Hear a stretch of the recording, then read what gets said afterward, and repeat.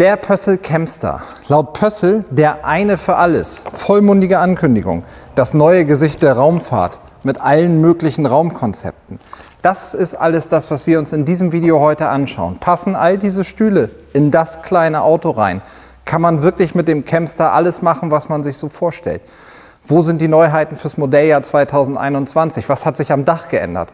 All das gucke ich mir mit euch zusammen in diesem Video über den Pössl Chemstar aus dem Modelljahr 2021 an und hier nochmal in der besonders coolen Farbe des Kultpakets. Ich wünsche euch ganz viel Spaß bei dem Video und bin selbst genauso gespannt wie ihr.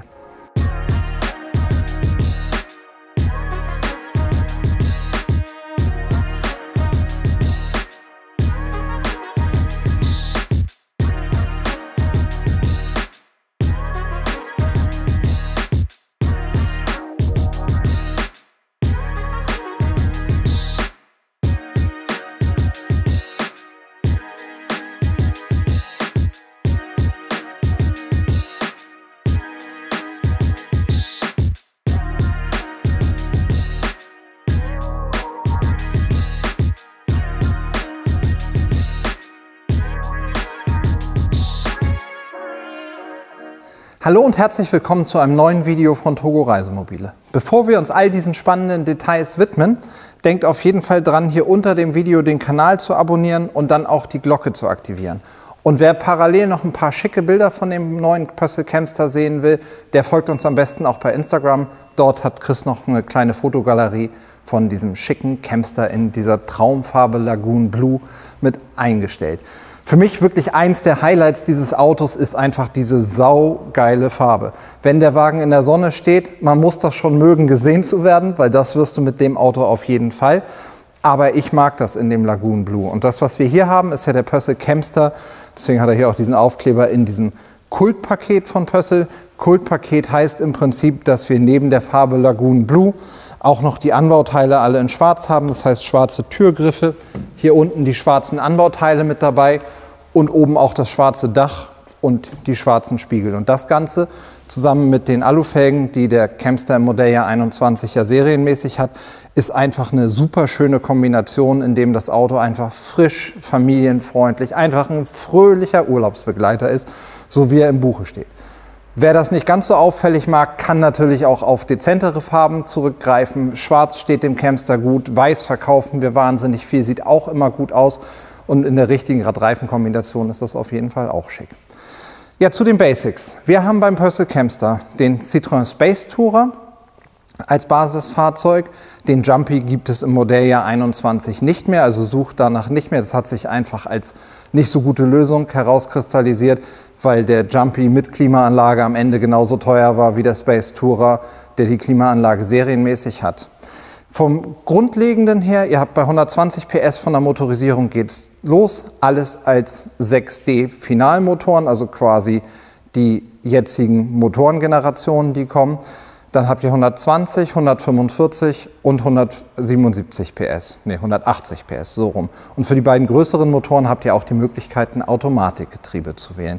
Das heißt, man kann diesen Wagen im Prinzip wie einen ganz normalen Pkw fahren und dafür sprechen eben auch die Maße. Ihr habt wirklich, wenn wir mal von der Seite, ein bisschen von vorne und von der Seite drauf gucken, wir haben hier wirklich ein Auto, der ist unter 2 Meter hoch, das heißt mit 1,99 seid ihr absolut tiefgaragentauglich. Im Prospekt, das habe ich gerade eben noch mal nachgelesen, um mich ein bisschen vorzubereiten, haben wir wirklich eine Breite von 1,92, das dürfte eine normale Pkw-Breite sein. Und auch mit 4,95 Meter, also der Länge, die der Wagen hat, passt ihr wirklich auf jeden Pkw-Parkplatz drauf. Und ob man jetzt ein, sag ich mal, VW Passat fährt oder ein Fahrzeug in der Größenordnung, außer dass die Sitzposition hier cooler ist, der Überblick besser und das Auto einfach deutlich mehr Style hat, wobei ich nichts gegen Passat ist auch ein tolles Auto, also nicht falsch verstehen, ist das wirklich ein Auto, was ihr im Alltag normal bewegen könnt. Der Wagen, so wie er jetzt hier steht, hat zusätzlich das Lichtpaket, also hat die Xenon-Scheinwerfer mit dabei. Serienmäßig habt ihr sowieso hier immer die coolen Tagfahrlichter mit drin. Und egal in welcher Farbe ihr den Chemstar bestellt, die Anbauteile hier vorne rum sind immer in Wagenfarbe lackiert. Hier natürlich auch in dem Lagoon Blue. Übrigens habt ihr bei den meisten Farben die Möglichkeit, das Dach auch in Schwarz zu bestellen, was je nachdem, welche Farbe ihr habt, vielen Autos echt gut steht. Also man muss ganz klar sagen, Umso heller die Grundfarbe sozusagen, umso cooler finde ich das mit dem schwarzen Dach, weil einfach der Kontrast nachher da ist. Aber da muss man schauen. Serienmäßig ist das Dach oben immer weiß, gegen Aufpreis ungefähr 1.000 €, entweder in Wagenfarbe lackiert oder eben als schwarzes Dach obendrauf. Auch wenn wir von der Fahrerseite drauf schauen, was hier auffällt ist, wenn man die Tür zumacht, wir haben den Wagen jetzt hier mit den extra dunkel getönten Scheiben. Das ist natürlich bei diesem Schwarz-Türkis- oder Lagoon-Blue-Konzept das, was man unbedingt machen sollte. Zum einen kann einfach, man sieht das hier jetzt, man tagsüber wirklich von draußen überhaupt nicht reinschauen und zum anderen steht es dem Auto natürlich wahnsinnig gut. Der Campster hat übrigens serienmäßig immer die beiden Schiebetüren. Das trennt ihn deutlich von den klassischen Wettbewerbern VW California und Westfalia Marco Polo, weil ihr einfach bei diesem Fahrzeug immer die Möglichkeit habt, hier den Küchenblock komplett rauszunehmen. Wie das geht, machen wir in dem Video etwas später auch nochmal, weil wenn der Küchenblock draußen ist, dann könnt ihr hier vorne eine Dreiersitzbank reinstellen und hinten eine Zweiersitzbank und dann ist der Campster ein echter Siebensitzer. Und ihr könnt ja mal versuchen, in einem VW California Ocean als Siebensitzer oder mit 7 Personen zu fahren. Ja, Küchenblock schauen wir uns gleich an. Das ist total praktisch gelöst. Das, was auch noch richtig cool ist von der Lösung, und das hat zum Beispiel auch der California nicht, aber der Marco Polo glaube ich schon, ihr könnt die Scheibe hier oben getrennt lösen. Das ist einfach ein separater kleiner Taster. Dann könnt ihr die Tür hier aufmachen. Und wenn man sich jetzt überlegt, du liegst hier im Bett, machst morgens einfach das Fenster auf, kannst richtig schön rausgucken, hast noch so, ist mal so eine Hüftkante, dass man einfach sich flach hinlegen kann, sich nicht so beobachtet fühlt, nicht auf dem Präsentierteller liegt, so aber selber gut rausgucken kann. Und wenn man noch mehr Licht und Luft haben will, das ist übrigens auch super praktisch, wenn man irgendwo enge Parkplätze hat, um Einkäufe reinzustellen. Wenn man es noch länger hat, dann können wir hier einfach die gesamte Klappe aufmachen. Dann liegst du richtig schön an der Hecktür und hast die freie Zulademöglichkeit für deinen Stauraum mit dabei. Ich würde vorschlagen, wir gehen jetzt mal gemeinsam in den Wagen rein. So wie er jetzt hier steht, ist er von der Konfiguration so, wie er serienmäßig kommt. Das heißt mit der Schlafbank und den 2 Sitzen vorne. Dazu gehört auch noch einer dieser berühmten Einzelsitze, die wir gleich auch in die Fahrzeuge reinstellen. Und schauen uns aber erstmal an, wie das vom Wohnen, Schlafen so gelöst ist, bevor wir danach dann mal großes Spiel Tetris mit verschiedenen Sitzbänken und Sitzen spielen.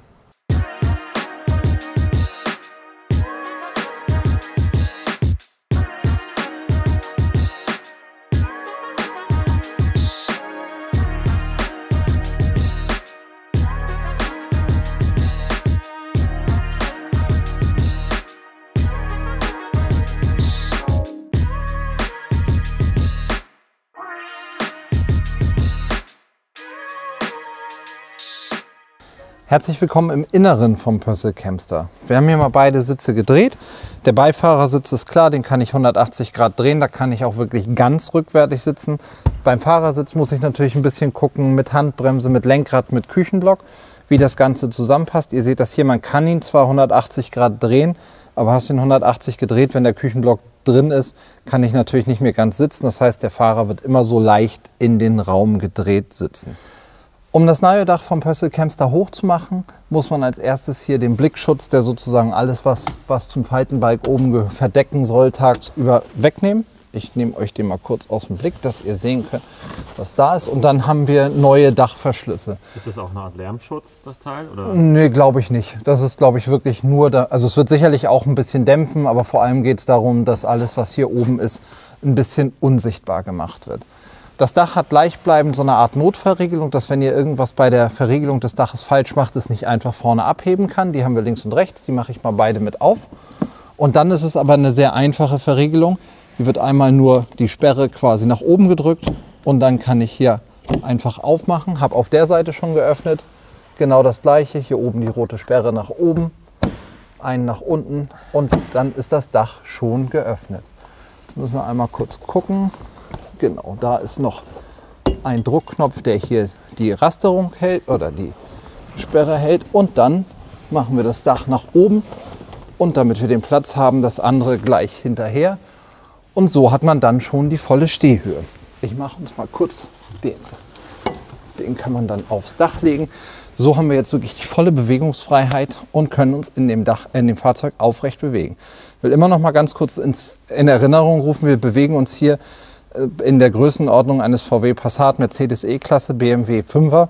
Das heißt wirklich Pkw-Format von innen. Und ich denke, man kann hier wirklich zu viert richtig gut sitzen und sich das gut gehen lassen. Wenn man wirklich Campingmodus anhat, gucken wir mal hier drüben im Küchenblock, haben wir im Prinzip die gleiche Küche wie im letzten Modelljahr. Da haben wir auch in dem letzten Campstar-Video ganz ausführlich alle Maße genommen. Wir verlinken euch einfach oben in der Ecke nochmal das Video zu dem Campstar bisher. Da könnt ihr euch auch so ein bisschen anschauen, wo die Unterschiede zwischen dem jetzigen und dem vorherigen Modelljahr sind. Da ich keine Nasszelle im Fahrzeug habe, hat der Campstar natürlich kein Warmwasser, sondern einfach nur eine Kaltwasserverbindung. Das ist technisch einfach, aber absolut so, wie man es braucht, gelöst. Wir haben hier einfach 2 Kanister unten drin, einmal 10 Liter Frischwasser, einmal 10 Liter Abwasser. Das Tolle ist, so kann man wenig Fehler machen, wenn man das Auto frostsicher macht. Und mehr braucht man in so einem Fahrzeug ja auch nicht. Zusätzlich könnt ihr das natürlich separat runterklappen. Und dann haben wir dort hinten in der Ecke die Kühlbox. Das ist eine Option, die müsst ihr also mit dazu bestellen. Die ist nicht serienmäßig da. Bestellt ihr die Kühlbox nicht, kommt an der Stelle einfach ein großes Staufach. Das haben einige Kunden bei uns auch gemacht, die sich dann separat eine eigene Kühlbox mitgenommen haben. Das geht sicherlich auch ganz gut. Ist das denn eine Kompressor-Kühlbox? Ja, immer eine Kompressor-Kühlbox. Das heißt, wir haben hier immer Kühlen über Strom. Das heißt, wenn ihr nicht auf dem Campingplatz steht, müsst ihr dafür sorgen, dass ihr ausreichend Strom mit dabei habt. Entweder über eine kleine mobile Solaranlage oder eben eine ausreichend große Batterie. Wer besonders lange frei stehen will, dem könnte man sicher auch eine Lithium-Batterie einbauen. Aber wir haben so ein bisschen festgestellt, dass die meisten unserer Kunden tatsächlich auf Reisen nicht länger als eine Nacht frei stehen und dann schwerpunktmäßig auf Campingplätze oder Stellplätze gehen. Und da steht ja dann Strom wieder zur Verfügung. Das ist ja aber auch genau das, was der Campstar sein will. Irgendwie die perfekte Symbiose aus Pkw und aus Wohnmobil, also aus beiden, so das Beste aus beiden Welten zusammengeführt in ein Fahrzeug. Ist eben auch ein Auto, mit dem ihr mit gutem Gewissen auch einfach mal ins Hotel fahren könnt, in die Hotel-Tiefgarage stellen könnt und 3 Tage Wellness zwischendurch macht und danach wieder in die norwegische Wildnis geht und ein bisschen wandern und Wildblumen pflückt. Also ihr könnt wirklich machen, was immer ihr wollt. Das heißt, Lithium können wir einbauen unterm Sitz oder wo kommt das? Nee, der Campstar hat seine ganze Batterie. Wir gucken gleich nochmal hinten, wenn wir den ganzen Bettbereich hinten rausgenommen haben, schauen wir noch mal rein. Die ganze Batterie sitzt im Prinzip unter der Kühlbox da in dem Schrank. Da würde eine 100er Lithium-Batterie locker mit reinpassen und dann hättet ihr gefühlt ungefähr die doppelte Kapazität. Aber ich denke, die bessere Investition wäre so eine Solartasche, wie wir sie neulich auch in dem Video vom Westfalia Columbus am Anfang vorgestellt haben, weil man die einfach total flexibel einsetzen kann. Ja, wenn man das Bett bauen will, dafür jagen wir Chris gleich einfach raus, dann zeige ich euch einmal, mit wie wenig Handgriffen ihr hier vorne oder hier unten ein Bett draus macht. Oben ist es ja sowieso ganz einfach nur runterziehen, drauflegen, fertig. Also, wir jagen Chris raus, ich hole mir was zu messen, dass wir wirklich die Bettmaße mit dabei haben und dann schauen wir uns an, wie man schlafen kann und dann nehmen wir die ganzen Sachen mal raus und gucken, wie man mit der gesamten Familie hier unterwegs sein kann. Der Bettenbau im Campstar ist denkbar einfach. Im Prinzip muss man nur die Bank ein bisschen nach vorne ziehen. Das sollte man übrigens im Idealfall immer machen, wenn man drauf sitzt, aber dann seht ihr das weniger. Die Kopfstützen müssen beide einmal kurz abgenommen werden. Wenn man zu zweit fährt, hat man die wahrscheinlich im Urlaub gar nicht drauf. Dann ziehe ich die Bank einfach in den vorderen Bereich nach vorne, entriegel einmal, klappe das Ganze nach unten, schiebe die Bank wieder nach hinten und bin schon fertig mit Bettenbauen. So, wenn ich das jetzt messe, dann habt ihr wirklich da vom Matratzenende, das Bett ist gefühlt sogar noch ein bisschen länger, bis hier zum Ende der Sitzbank 2,10 Meter. Das heißt, das ist wirklich ein ausgewachsenes Bett für große Menschen. Es ist natürlich in der Breite jetzt kein Wunderwerk sozusagen. Wir haben hier 1,6 Meter im vorderen Bereich. Ganz am hinteren Ende wird es sogar noch einen kleinen Tick schmaler, weil da so eine Ausbuchtung ist. Schläft man da auf den Sitzen oder kann man da noch was drauflegen? Man kann auf den Sitzen schlafen, tun auch viele Leute so. Wenn man das jetzt wirklich alltäglich als unteres Bett nimmt oder wirklich immer zu viert unterwegs ist, dann wäre es sicherlich empfehlenswert, sich einen Topper zu besorgen. Da gibt es von der Firma Brandrup einen ganz schicken Topper, der genau drauf passt. Ich habe aber auch mehrere Kunden, die einfach mit Lösungen aus dem dänischen Bettenlager hervorragend gefahren sind und damit richtig gut klarkommen. Und das Bett abbauen, achso, was wir neulich übrigens auch gemacht haben, wenn ihr einen Porta Potty mit dabei haben wollt, wir haben hinten das Bett ein bisschen eingekürzt, dann können wir die ganze Bank weiter nach hinten stellen, dann können wir sogar bei aufgebautem Bett hier vorne ein Porta Potty mit hinstellen, dann habt ihr sogar eine Toilettenlösung mit dabei, hat im Umkehrschluss zur Folge, dass euer Bett ungefähr 10 cm kürzer wird und man muss ein paar kleinere Anpassungen machen, aber sollte das für euch ein relevantes Thema sein, dann können wir das bei eurem Campster natürlich auch umsetzen. Bett wieder abbauen ist auch mega easy. Einfach die Bank ein kleines Stückchen nach vorne ziehen.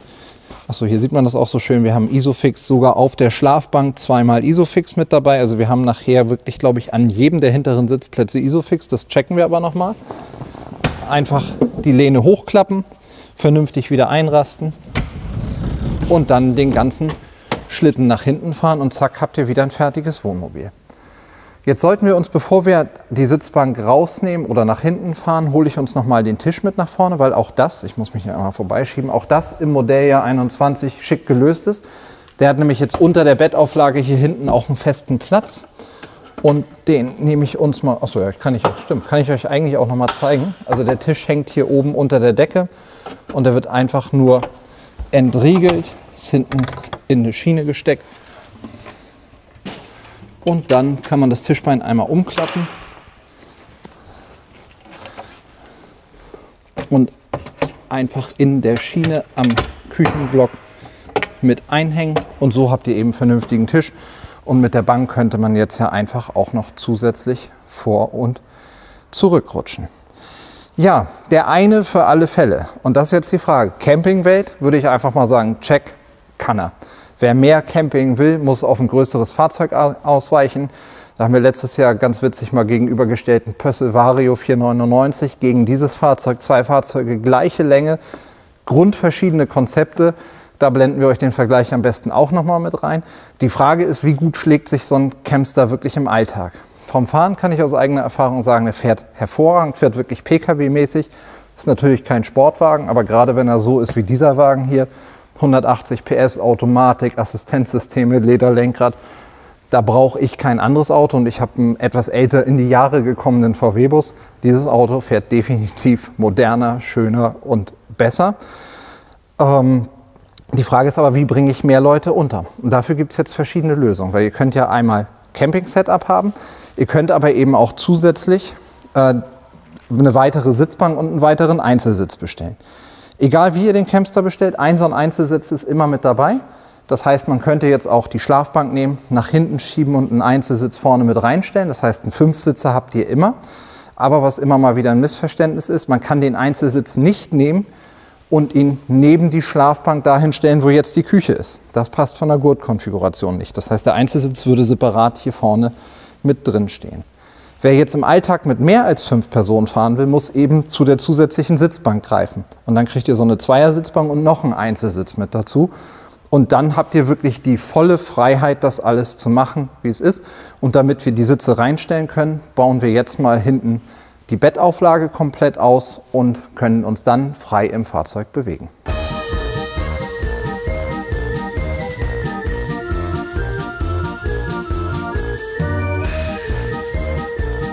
Das war's schon. Bank ist drin. Und jetzt kann man sie hier nämlich nach hinten rutschen und Einzelsitz 1 aufstellen, Einzelsitz 2 aufstellen und das hier frei hin und her rutschen. Jetzt stellen wir noch mal den Einzelsitz da drüben mit dazu und dann haben wir 2, 4, 6, 7 Sitzplätze. So ein Einzelsitz ist übrigens ganz gut alleine zu wuppen. Ist wirklich nur reinsetzen, Lehne hoch und jetzt könnt ihr das auch getrennt voneinander hin und her schieben. So, und jetzt würde ich vorschlagen, machen wir mal die Sitzprobe und gucken, welcher der Chefsessel ist. Also ich weiß schon, da vorne ist der Chefsessel, aber welcher hier hinten der gemütlichste und beste Platz ist. So, unser Campster als 5 Sitzer hinten, 7 Sitzer insgesamt. Wir haben Sitzplatz 1, vorne, links, außen. Komfortabel, gefällt mir gut. Und vor allem eine eigene Schiebetür für das Kind, was links außen sitzt, mit Schattenspender hier. Alles perfekt. Hier unten ist eine 12-Volt-Steckdose, da kann ich das iPad aufladen. Was willst du mehr? Vielleicht schönes Wetter und einen tollen Urlaub. Sitzplatz Nummer 2. Der zentrale Blick nach vorne. Das ist quasi wie in der Kanzel des Flugzeugs. Ich kann alles sehen. Ich habe das Navigationssystem im Blick. Ich kann mein Geschwisterkind links und Geschwisterkind rechts ärgern und bin nicht genervt von den ganz kleinen ganz hinten. Keine Armlehnen, dafür aber der perfekte Blick nach vorne. Sitzplatz Nummer 3. Das ist wahrscheinlich der Platz für den Gekniffenen, weil immer wenn hinten einer rein und raus will, heißt das, kannst du mal bitte aufstehen?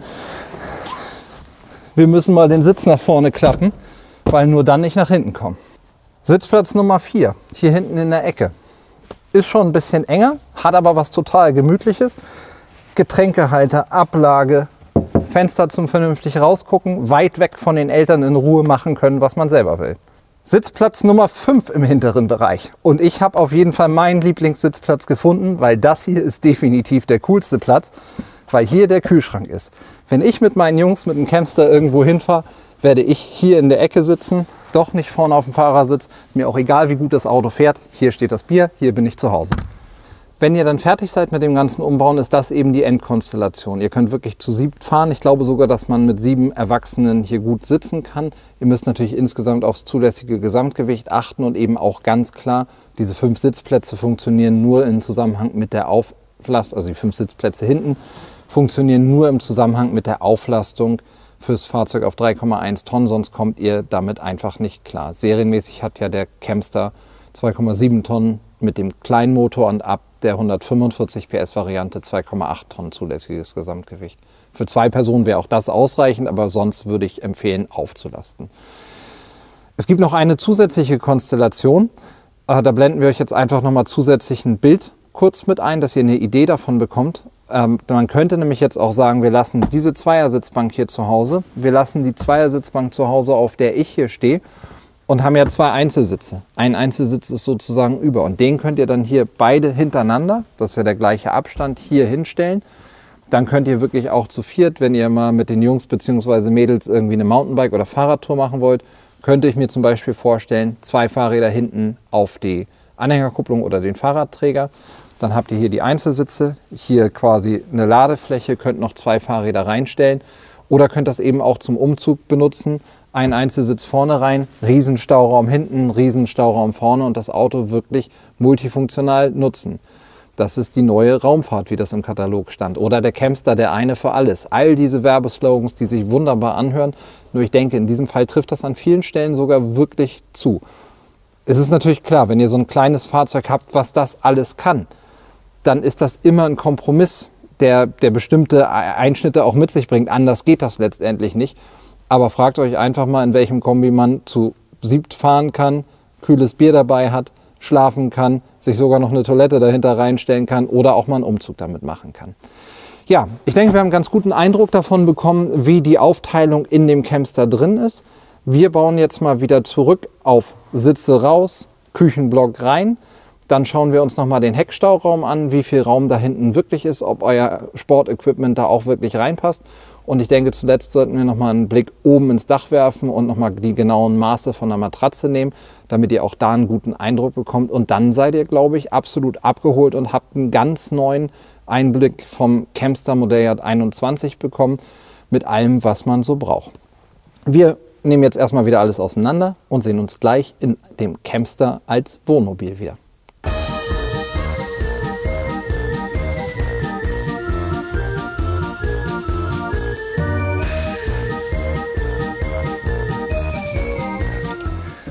Jetzt in der Konstellation könnte man natürlich auch einfach die Campingbank nehmen. Hallo, da bin ich wieder. Schön dicht vorne haben.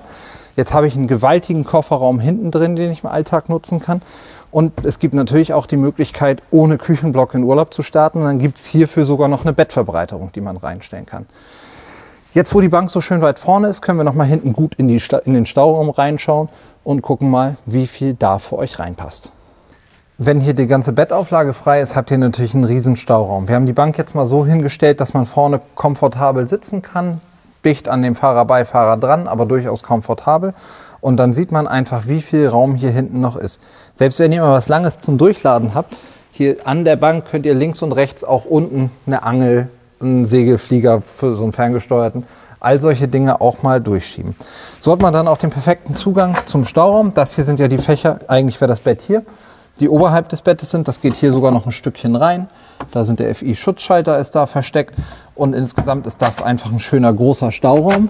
Und der noch größere, kommst du da um die Ecke, ist hier der Stauraum. Genau, da gibt es übrigens auch im freien Zubehör schöne Regalsysteme, die man da mit reinsetzen kann. Dann könnt ihr den Raum noch ein bisschen besser nutzen. Hier ist nochmal eine kleine Ecke, die kann man durchaus auch nutzen. Fächer kann man ja nie genug haben. Dahinter versteckt sich die Batterie und da vorne die komplette Bordelektrik, dass man einfach die Sachen schnell und gut im Zugriff hat. Wer noch im Detail sein Campster ein bisschen aufpimpen will, sozusagen, gibt es hier Taschensysteme, die man draufsetzen kann. Und wir haben dann noch das ein oder andere in Planung und im Köcher. Das werden wir euch aber Stück für Stück vorstellen, wenn wir am Ende soweit sind. Von der Ladehöhe habt ihr hier ja sowieso kein Problem. Also auch hier bewahrheitet sich wieder der Campster, der eine für alles. Ein Umzug ist auch hier vernünftig. Und wir können vielleicht noch mal gemeinsam hier, bevor wir den Küchenblock wieder reinsetzen, wenn man jetzt nur mit der Campingbank fährt, hätte man hier eben auch noch eine Fläche, wo man eine Tasche oder irgendwas während der Fahrt hinstellt, wenn der Küchenblock nicht drin ist und kann halt so, egal welche Bank drin ist, wunderbar von beiden Seiten ein- und aussteigen. Also kann man denn eigentlich einen Vanster auch mit der Küche aufbauen sozusagen? Also erweitern? Nicht wirklich. Also der Vanster ist von Haus aus immer so, wie er jetzt hier ist. Nicht so, wie er hier ist, sondern der Vanster ist untenrum immer Citroën Space Tourer. Es gibt von Pössl ein Küchenmodul, es gibt 1000 freie Hersteller, die für die Space Tourer Modelle eigene Küchenblöcke machen. Aber so wie hier eine wirklich fest eingebaute Möbelzeile habe ich im Vanster definitiv nicht. Eigentlich haben die nur die Drehkonsolen vorne und das Aufstelldach, was sie eint vom Konzept. Ansonsten sind die Autos, obwohl sie das gleiche Basisfahrzeug sind, grundverschieden. Der Vanster ist noch viel mehr Pkw und etwas weniger Wohnmobil, wobei auch da im neuen Modell ja wir mit der Standheizung, dem Autarkpaket und all solchen Dingen, die wir euch in einem der nächsten Videos mal zeigen werden, auch viel mehr Wohnmobil draus machen kann, als das eingangs mal gedacht war. Aber es richtet sich, glaube ich, wirklich an unterschiedliche Personenkreise. Wir messen jetzt noch mal oben das Bett, legen uns da noch mal probeweise rein. Mal gucken, ob das auch für mich groß genug ist, weil ich vom Körpervolumen doch eher nicht die Zielgruppe dieser Fahrzeuge bin. Aber ich glaube, dass das für mich sogar auch ganz gut passt. Jo, das Bett hier oben. Wie zu erwarten, kompaktes Auto, kompaktes Bett. Wir haben die Matratze ein bisschen nach hinten geschoben, damit ich euch zeigen kann, wie es ist. Bis zur vorderen Kante von der Matratze haben wir hier ungefähr 1,95. Wie ihr sehen könnt, hier ist so ein Froli-punktelastisches Lattenrost. Also ihr habt erstmal ein Lattenrost quer und da drauf nochmal die punktelastischen Dinger. Das Ganze holt wahnsinnig auf und dafür, ich habe zuerst gedacht, naja, ist eine relativ dünne Matratze, da kann doch kein Mensch drauf liegen. Ehrlicherweise ist das saugemütlich. Viel besser als jede dünne Matratze sein kann, weil das einfach dieses doppelte Lattenrost unten echt was rausholt. Von der Breite darf man das jetzt natürlich nicht überschätzen. Wir messen hier mal. Außenwand haben wir so 1,16, 1,17. Die Matratze selber ist etwas über 1 Meter, naja, eher 1 Meter. Also es ist schon ein kompaktes Bett. Entweder mögt ihr euch richtig gerne oder ihr seid hinten links mitgefahren, dann stört das auch nicht. Oder es ist ein Bett für eine Person. Oder man hat einfach nicht mein Format, sondern ist einfach ein bisschen kompakter im Körperbau und dann passt das auf jeden Fall auch. Grundsätzlich ist es so, hier an der Seite ist ein Fliegengitter, da kommt richtig viel frische Luft rein. Nach vorne haben wir auch Fliegengitter, da kommt auch frische Luft wunderbar durch. Und wenn es mal richtig gießt, habt ihr hier an der Seite so ein Folienfenster, das heißt, da könnt ihr aufmachen, habt Licht drin, aber keine Viecher und auch kein Wasser. Wenn ihr jetzt vorhabt, mit eurem Campster nach Island zu fahren, dann gibt es auch noch so Mützen, die man da drüber setzen kann. Dann habt ihr wirklich eine zweite Außenwand. Das ist im Winter eine dicke zusätzliche Isolierung, weil ihr einfach Innenwand, Luftschicht, Außenwand habt. Und es ist natürlich ein riesen Regenschutz, weil das hier ja wie ein normales Zelt ist. Eigentlich habt ihr, wenn ihr so wollt, ein super komfortables Zelt mit Fußbodenheizung, glatten Rost und festem Dach obendrauf. Ich setze mich jetzt nochmal auf meinen Lieblingssitz in jedem Auto, auf den Fahrersitz und gucke, ob ich da an alles rankomme. Und kann aber so sagen, kann ich mir durchaus vorstellen, ist ja einfach auch ein Auto für jede Gelegenheit und auch hier oben zum Schlafen passt das wunderbar. Das ist die Sitzposition im Pössl Camstar. Das ist echt PKW-leicht, beziehungsweise das ist ja die Sitzposition im Citroën Space Tourer. Was für mich eine super Investition immer wieder ist, ist das Lederlenkrad, weil ich finde, dass das immer so ein bisschen dieser letzte Schritt in die PKW-Welt ist. Wir haben beim Space Tourer aber ein Fahrzeug, was sowieso von der Sitzposition, vom Multifunktionslenkrad, vom Entertainment hier vorne, von der gesamten Optik, was ist, in der Wohnmobilwelt sind wir hier ganz weit vorne. Gefällt mir richtig gut. Ihr werdet euch sicherlich fragen, was sowas ungefähr kostet, damit wir da mal eine grobe Idee haben. Also Grundpreis für einen Pössl Camstar und dann hat er auch Küche, dann hat er auch das Aufstelldach, dann hat er all diese Dinge drin, ist ungefähr 41.500 Euro. Dann hat er aber 120 PS. Wir haben jetzt hier ein Fahrzeug, die großen Brocken in der Konfiguration sind sozusagen die 180 PS mit dem Automatikgetriebe, was dann hier die Schaltpedal mitbekommt und den Automatikwähler hier unten. Dann haben wir natürlich das Kultpaket mit der Sonderfarbe, dem schwarzen Dach und den schwarzen Anbauteilen, was ich euch ganz am Anfang gezeigt habe. Und jetzt muss ich ein bisschen luschern. Wir haben die Scheiben dunkler, wir haben das also die Auflastung auf 3100 Kilo, Lederlenkrad, Xenon-Scheinwerfer und was nochmal zwei größere Posten sind die Heizung für hinten und die Kühlbox, die drin ist. Die dritte Sitzreihe, also Doppelbank plus weiterer Einzelsitz, schlägt mit ungefähr 1400 Euro zu Buche. Und dann haben wir beide Seiten des Camstars mit den Kederschienen von uns ausgestattet, dass man eben vor Zelt, Sonnensegel und solche Dinge dran machen kann. Wenn man das alles macht, dann kommt ihr unterm Strich in der Größenordnung Mitte 50.000 Euro raus. Das ist ein Haufen Kohle, das weiß ich wohl. Wenn man aber vergleichbar einen VW California oder einen Mercedes Marco Polo dort gegen anstellt, ist das ein Bruchteil. Ich würde sagen, realistisch vergleichen wir uns hier mit 3 bis 5 Jahre alten Fahrzeugen der anderen beiden. Haben hier aber ein neues Auto mit voller Garantie, moderner Entwicklung, tollem Fahrverhalten, wo noch niemand anders auf die Matratze gepupst hat. So, jetzt ist das auch gesagt. Verzeihung. Ja, das ist unser Rundgang Pössl Camstar. Ich finde es ein tolles Auto. Es ist die absolute Nische, das habe ich ja jetzt mehrfach gesagt, was alles ineinander zusammenbringt. Schaut euch an, ob das für euch eine Variante ist. Am Ende kommt ihr nicht drum herum, euch mal reinzusetzen und zu schauen, ob euch das wirklich an Platz reicht. Weil das möchte ich am Schluss auch noch einmal kurz sagen. Man kauft so ein kleines Auto nicht, weil es die günstigste Lösung ist. Ihr könnt für das gleiche oder auch weniger Geld bekommen wir auch echte Kastenwagen, also große Autos mit Nasszelle, Toilette ran. Ihr kauft das, weil das eine Philosophiefrage, ob das für euch das Richtige ist. Und da muss man ganz klar sagen, wenn es um den günstigsten Preis geht, ein Roadcar 540 ist 40 cm länger, hat eine Toilette, eine Nasszelle, also was mit drin und kostet unterm Strich etwas weniger, ist aber auch viel mehr Wohnmobil und hat viel weniger Alltag. Also überlegt euch, welches für euch das richtige Konzept ist. Und wenn ihr soweit seid und Fragen habt, wendet euch gerne an mich und mein Team. Ich hoffe, ihr habt einen guten Eindruck vom Pössl Camstar erhalten. Ich freue mich auf euch im nächsten Video. Viel Spaß, genießt das hoffentlich bald endlich beginnende Frühjahr.